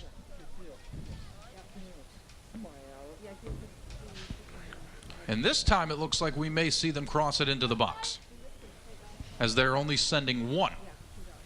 No, she's had it out there. Oh, there it is. No, Whitmer and Santana. Which it is surprising to see off that one corner that we saw early in this, or late in this first half. I mean, it worked very well. It had a great play, but clearly it's something that they've practiced multiple times. Ripped inside the box, off the post. And another great save. Wow. Henderson, the foot save that looked like. Trying to sneak through the 5-hole, and it looks like maybe her back foot just stopped that. Clever stop. Great strike. I believe that was Piper Carey, who's got a cannon of a leg. She got close to all of that ball. A very, very frenetic offensive possession there. 2 quick shots, but both of them denied. Impressive stuff. You know, and now she's already a confident player, and plays like that will only increase that ability to be more confident. Now to come out even more, to be more aggressive laying out for balls when you know you can make saves like that. And to the point that we've spoken about now multiple times, when you're seeing someone play this confidently between the posts, why not keep them there? Of course. Yeah, and I don't know if she expects that, and I don't think Coach Evans expects that or knows the answer. Who will be in goalie 5 games from now for the Jayhawks? Who will be the keeper at the end of the season? I don't think anybody on this roster knows. I think they're looking for that. But, boy, if Alexis Anderson keeps making saves like that, that answers that question, assuming she wants to be. She has played very well here on the opening night of the season. You know, if you're the Jayhawks, again, I don't think they came into this game really, truly believing that they could come away with a win, but there's 23 minutes left. They have not dominated possession at all. I don't believe they have a shot on goal, but 2-0 is not a hole that they cannot climb themselves out of with a couple breaks here and there. Right, and to their strategy, I mean, they haven't switched. They're looking to counterattack. They've been since the beginning. They're looking to get it up the field as quick as possible. One breakdown is all it's going to take. All it takes in a game like soccer is one defensive player watching the ball instead of actively playing, one good run and one good pass, and that's the recipe for success on the attacking zone. If Jayhawks can put that together, put one ball in the back of the net, make this a 1-0 game, that's not what anybody expected to see. Carey crossing with the left foot, and again denied in the middle. And that one cleared out of bounds. Not a great clear there. That ball, if you're going to clear it, you want to get that out of bounds, cause a throw-in. Again, the advantage is always going to go to the corner kick as opposed to a throw-in. Even though Linn-Mar is almost playing the corner kick like a throw-in, Jeff's giving them that short pass, and it seems like they're accepting of that. They don't have to do that every time, but because they're able to play 2 players right there and Jeff's giving it to them, that's what they're electing to do. And right here you see the benefit. Now you're able to get even closer, and you get another corner kick just 10 yards closer to the goal as opposed to where it already is, 30 yards away. But you can see the defensive adjustment made there by the Jayhawks. Again, bringing that defender up, not making it as easy. Maybe they were surprised in the beginning to see that done, as we were. Yeah, and, again, that has something to do with the wind, perhaps. That's a good point. Coach De Leon maybe had said that I'm sure most of their crossing balls are probably more high-arcing shots that maybe on a day like today the wind would kind of affect, and they wanted a little more control, or if you get closer and have that low to the ground pass, because that was always the key today, was keeping balls on the ground. That's how you control the ball in a passing environment like tonight's weather creates, is keeping it low. You don't want the wind to take it up when it's in the air. As once again, Linn-Mar trying to control it in the middle of the field. Solid through ball denied once again. Santana just incredible ball skills there with the fake to be able to beat her defender. That ball gets, but again cleared away. And there's a rise in fire. At first, Jeff was really only stacking about 7-8 midfielders into the central 20 to 25 yard zone. Now all 11 of them are in there. They are really trying everything they can do to not concede a third goal. Unfortunately, when you play like that, you may not concede the third, but you really don't have any chance to get your first. Just under 21 minutes remaining here in the game in 22-degree weather. Once again, working it inside was Carey.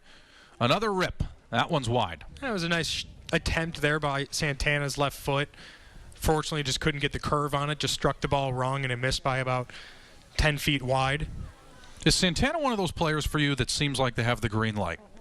Yeah. Oh, you have to.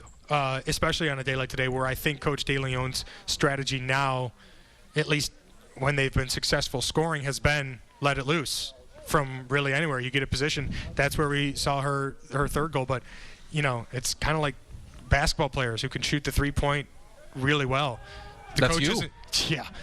The coach isn't going to care if you pull up from 20, 25 feet. If you make it 5 out of 10 times, he's not going to care the times you miss it. I believe Santana has that kind of permission where if she gets an open shot, she has the talent to really make it anywhere on the field.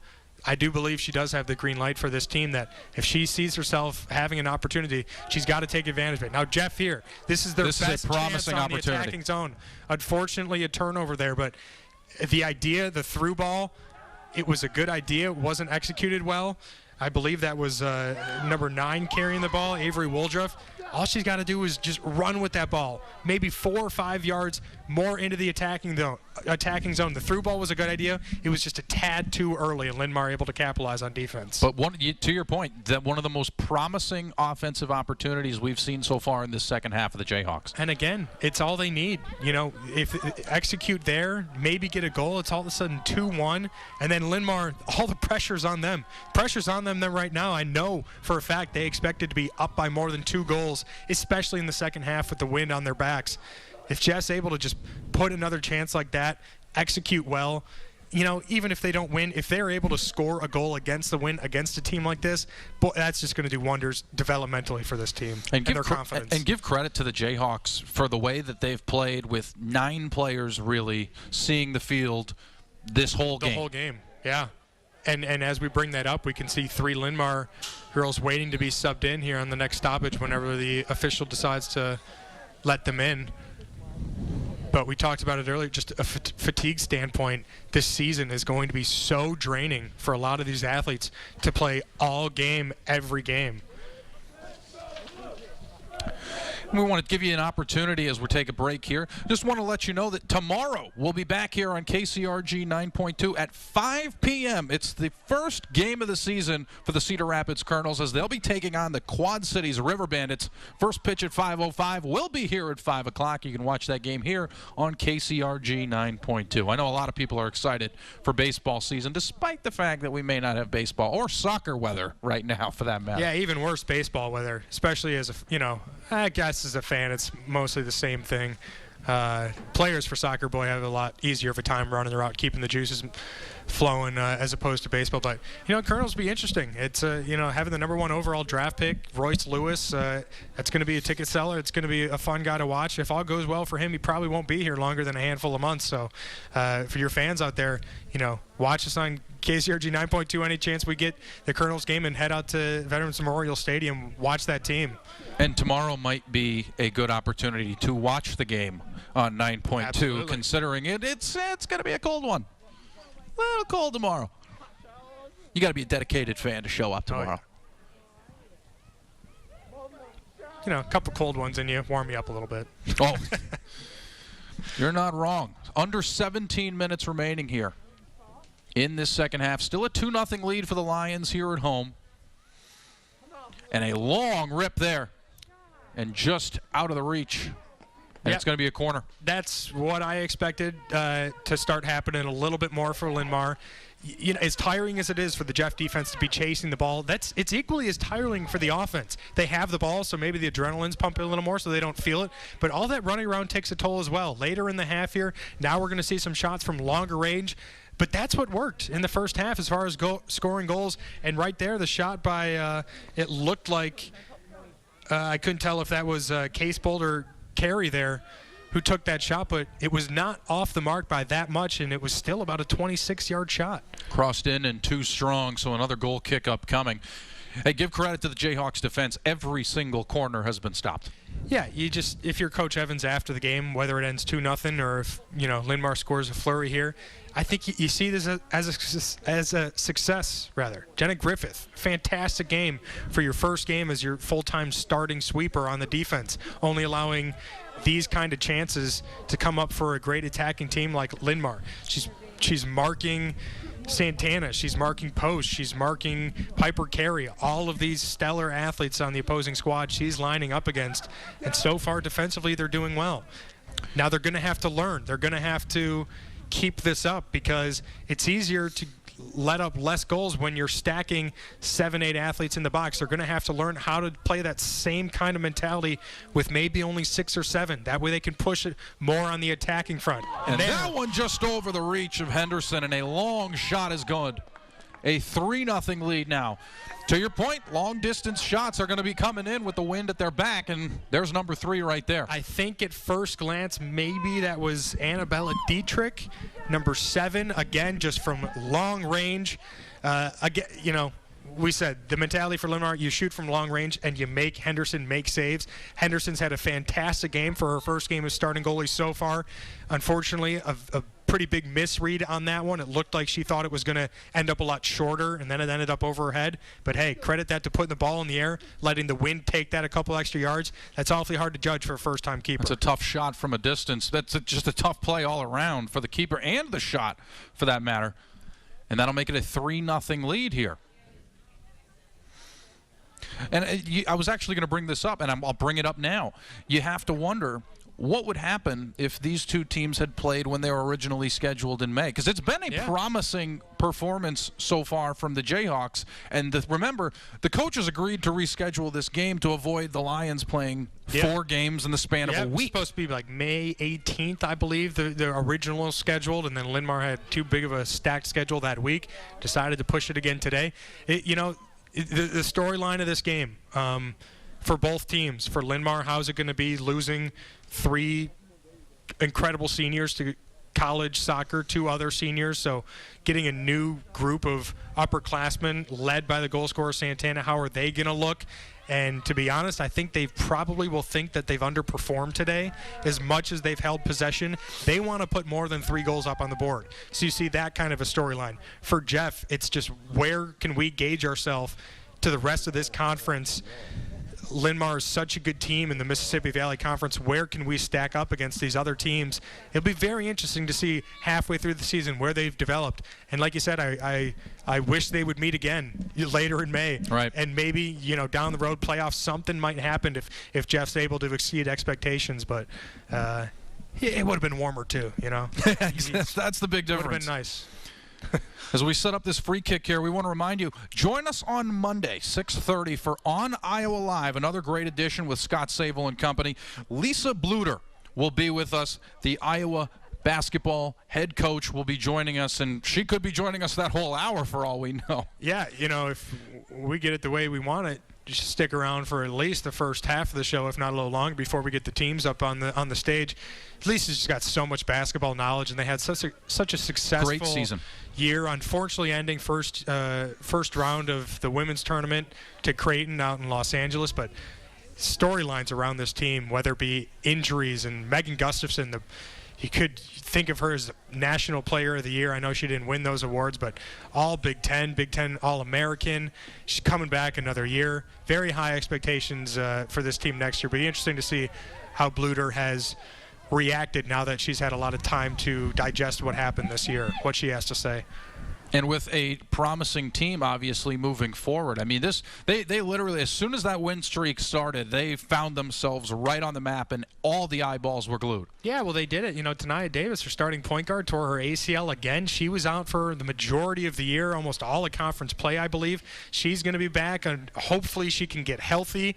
They thought that this year, and then unfortunately just tweaked it again. ACLs, it's a hard thing to come back from, especially in that sport, especially that position when you're really trying to cross over a lot using your knees. Be interesting to see how she comes back. Nice save Megan there from Gustafson, the jump that she can take from the year she had this year to her senior year, it's hard to get much better than what she was this year, but you always expect players to increase their abilities. So it'll be interesting to see what she comes back with next year. Maybe some three-point range maybe she'll add. All the more reason why it should be appreciated that Notre Dame was the national championship this year. More ACL tears on that roster than they had losses. Yeah, believe it. Agumbawale, just a heck of a player. Unbelievable. Making 2 buzzer beaters back-to-back to beat the top 2 teams. That was quite a story. Crossing it into the middle of the field, another opportunity stopped by Henderson once more. It's good positioning by Henderson. I think she needs to be a little bit closer to the net, a little bit closer to the post, and Coach Evans will talk her through that when she goes through the tape. But when you have an attacker right there on the side of the net, there's not a whole lot that they can do except cross it into the middle. So you really want to just take away any open net that they can find on the near side, and she did that, blocking with her feet. It's a good save. Linn-Mar on the counterattack, finding their way to the far side, looking across this one in once more. Solid ball movement to get by the defender. And there's the shot. But blocked by a defender. Santana with it, I believe. They're kicking it right back out. And here comes a boot. Take a shot. And another save from Henderson. That was Peak with the shot. Already a goal for her on the night.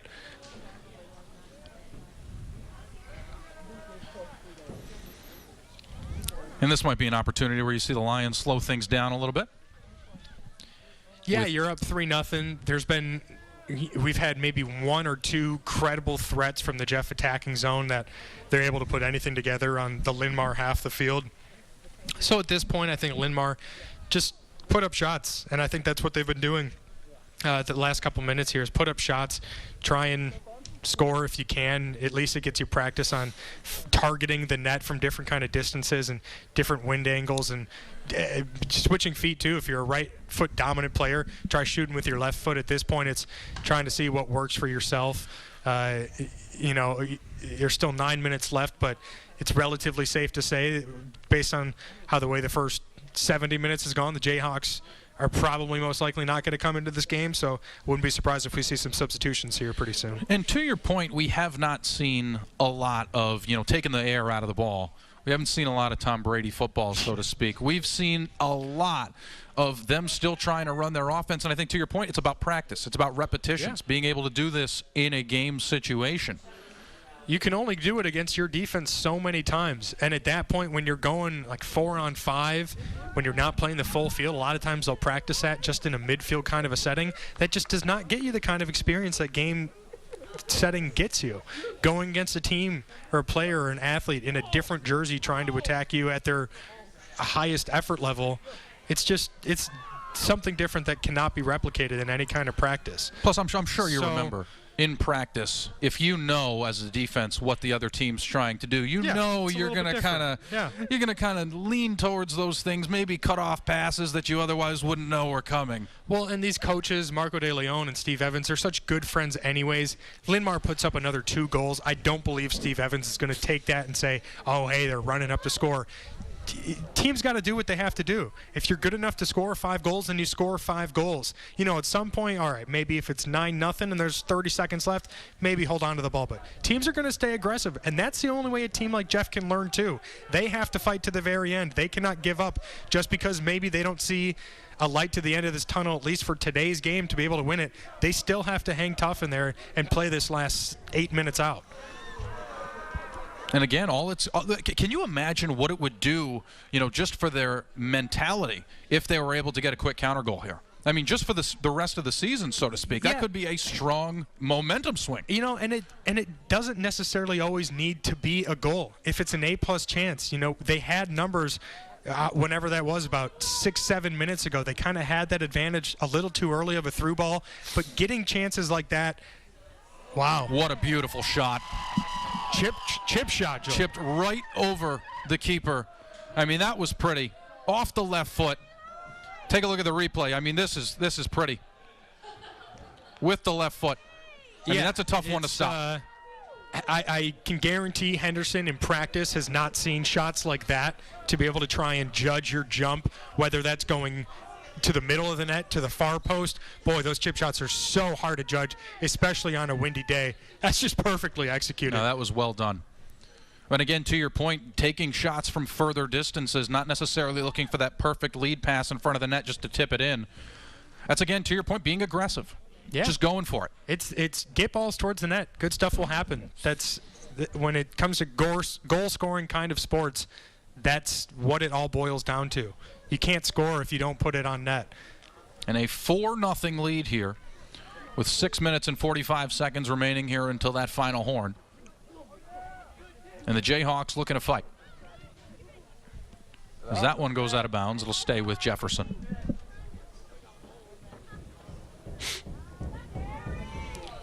Yeah, it was 6.5 minutes.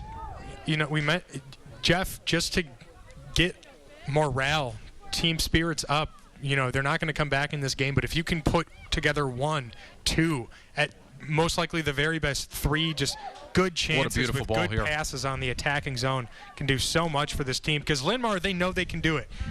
Now they're proving to themselves that we can possess, we can attack in their zone. we need to prove to ourselves that we can put it in the back of the net. That's the bottom line, is can we score? And they've done that today. For Jeff, that's not what they're trying to prove to anybody today. They're not going to be the team that scores 5-6 goals a game. But if you can put together developmental results on the attacking zone and in the midfield, whether it be possessing the ball even for just 30, 40 seconds at a time, it's positive outcomes for this team that they need to work on. And again, another long distance rip, but that one wide to the left. So 5.5 to go here and another goal kick. But even as we're getting closer to time expiring, you're still seeing shots on net. You got records to break. Goal, you know, Santana's got another three years left. She wants to see that record. Jayhawks. And then stolen right back by the Lions. Yeah, it's another one right there from Avery Woldruff. She's a junior. She's got space to run. She doesn't necessarily have to make that pass right away. Just see an open and a rip jersey. and got it. That's Santana on the pass from Fisher. Such a strong right foot. Puts it in the back left corner. Her second one of the night. Henderson kind of just caught standing still, but with a shot that quick. And take a look at the pretty one here. There's nothing you can do. You can lay out to the left, Henderson, but even if she does, she's not stopping that one. Now, notice how she immediately, with the one touch with the left foot and then back to the right, able to hook that one into the far corner. That's what really skilled players do. They don't necessarily have to score on one-timers or on headers. That's called creating your own shot. That first touch is so important, and it's so incredibly difficult. These athletes make it look so easy, especially on a night like tonight where that ball is a little bit harder than it would be on your average warm April day. But that first touch, a lot of times, without the proper practice, can kind of bounce off your foot, and it'll bounce 2 to 3 yards away. She's able to contain that first touch right close to her, where it's always in her control. Push it out there just a little bit so she can take a wind up and then put a strike on like that, where it's just full momentum into that back leg, into the shot with that kind of a speed. There's just not much better than that. I wanted to ask you, warm April day, what's that like? Yeah. Gotta move to a different state to Tell see me one of what those. that's like. Haven't experienced it tonight, as we've got to be close to 20 degrees. It was 22 about 20 minutes ago. And by the way, again, another opportunity where goals were scored quickly. We saw in the first half 2 goals scored in the span of 3 minutes. This time we see 2 goals scored in the span of about 5 minutes. And now we have a mirrored score from a year ago on opening night. It's 5-0 again. Yeah, it's, again, it's a difference in attacking mentality for Linn-Mar. They're shooting more when they're open as opposed to looking for crossing routes or through balls or any kind of that. But again, it's also a factor that Jeff is just fatigued. Now this is the second half. So these girls have been out here for 74, 75 minutes running in this kind of cold. They're just getting tired. And that's all you can expect with that kind of a roster, with that kind of depth, is these girls are going to get tired in almost every game that they play. The conditioning that Evans is going to have to go through to get these girls really into shape to be able to survive that kind of beating every game, not necessarily on the scoreboard, but just playing at that intensity for that long. That's a lot of the reason why you're seeing Linn-Mar with the chances they're having now. It's not easy to run around and chase the ball for that long. We're going to see a goal kick upcoming. Yeah, there's a little too much contact there near Henderson, especially in a game of this score. You don't want to be that aggressive, and good for the official there to, it looks like, kind of clear it up and give this ball to Jeff for a goal kick. You don't need the clutter and the population to increase around the goalie. That's how injuries happen. You want to prevent that, and especially in a game that's already 5-0. Especially a player who's already recovering from an MCL injury. It's a good move there by Shannon Clendenin. Unfortunately, she just hasn't had the ball enough to be able to see this on a consistent basis today. And here comes that lead pass once more. And there's just no one there. There's only one girl, 20 up front. They just don't have the numbers. It's just because they're not used to it. They need to get used to having confidence with the ball at midfield and having at least 2. That's their formation. They're in the 3-5-2, so there should be 2 forwards up there. And right there, you turn the ball over and you're defensive. What Coach Evans will tell her the next time, play that ball back to your keeper. Carry. Because this is going to lead to right here what looks like another goal. Number 6. Just deflected out by Henderson, unable to hang on to it. And that's goal number 6 for the Linn-Mar Lions. Take a look at it once more. Yeah, it's just a cross into the net. Henderson comes out, misses it, and it's just a wide open net after that. Puts it in the perfect angle it right over the defender's head. But that. As much as Linn-Mar has earned their goals tonight, that was an unnecessary goal that Coach Steve Evans can really teach Jefferson defense about. Linn-Mar only had one attacker, and Jeff had 3 defenders and the keeper. But instead, the outside defender, she tried pitching it outside, out of bounds, just because I believe that's probably what she's been taught as a sweeper, as the outside defender. Just get the ball out of bounds, get it out of our zone. All she's got to do there is play it back to the keeper or play it back to Jenna Griffith, who's right in the middle of the field. That keeps possession with her. And unfortunately, on the other side, you see the ball not go out of bounds because the kick wasn't strong enough. It was a turnover, leads to an odd man rush, eventually leads to a goal. And Elizabeth Sauerwein, the one scoring there. As we've just got 75 seconds remaining here in the opening game for these two teams and us here on KCRG 9.2. And that one a little bit too strong. And another goal kick upcoming. So we can safely say the final 60 seconds here, a formality, as it will not change the result of the scoreboard. But nonetheless, I mean, we saw a lot of goals just based off of fatigue here in these final few minutes. And I think this is in no way a discouraging effort from the Jayhawks. No, it's based on your expectations. Again, we've said it. They're not expecting to really win that much this season with this young of a team. As great ball movement. The shot goes wide, that'll be a goal kick for Jeff. No, it actually that's going to be a corner. I deflected off the defender. But for head coach Steve Evans for the Jayhawks, there are concrete things that they can see today and in their film that are so easily fixable with just teaching and education. And Coach Evans he's a student of the game, and I'm 100% sure he'll be able to recognize exactly what's happening. Some goals you're not going to stop. You're up against a player like Abigail Santana, you're not going to slow her down. But some of these goals could have been prevented, and they'll learn from that. And that will do it. 6-0 the final score here from Linn-Mar High School as the Lions start 1-0 on the season and 1-0 at home. As we take a look at some highlights from the second half. Yeah, well, we'll start out Alexis Henderson. A good start. You see there with the save, and then that's the one where she gets that leg underneath. That was early in the second half. A reactionary save, but that's what good goalies do. It doesn't have to all be talent. If you can react to it in time, that's what's going to do it. They're tracking the ball well. She doesn't catch it. She doesn't save it from going out of bounds, but it's just good tracking. And that was what can you say about that? That's just long distance. It's playing into the wind. Henderson doesn't have a whole lot to do there because that arc, the wind got under it. She just misjudged it. That one she judges perfectly. As you see, it falls right into her lap. She'll get better with that. Again, it's going to see a save here from Henderson. It's a great curling shot there, and it's a good catch. Earlier in the game, we saw her catch those, but then give up a rebound where she lets it go a little. She catches that firm. That one, there's just no stopping that. Yeah, absolutely. That's just a fantastic shot of a skill level that is insanely hard to do. There's not much more to be said there. And then again, to top it off there, Santana just putting it top. What can you say more about Santana, her play today? We saw a lot of, they were unafraid to shoot from far distances in this second half, and the scoreboard obviously reflects that. 4 goals in the final 40 minutes as they finish up 6-0. So the Jayhawks will fall to 0-1 on the season, but a long way to go here for both teams as the Linn-Mar Lions go to 1-0. We thank you very much for joining us here on the first ever edition of high school soccer here on KCRG 9.2. The Lions, they win 16-0. Aaron Scheinblum, Mike O'Brien signing off. We thank you so much for joining us, and we'll see you next time. Have a great night.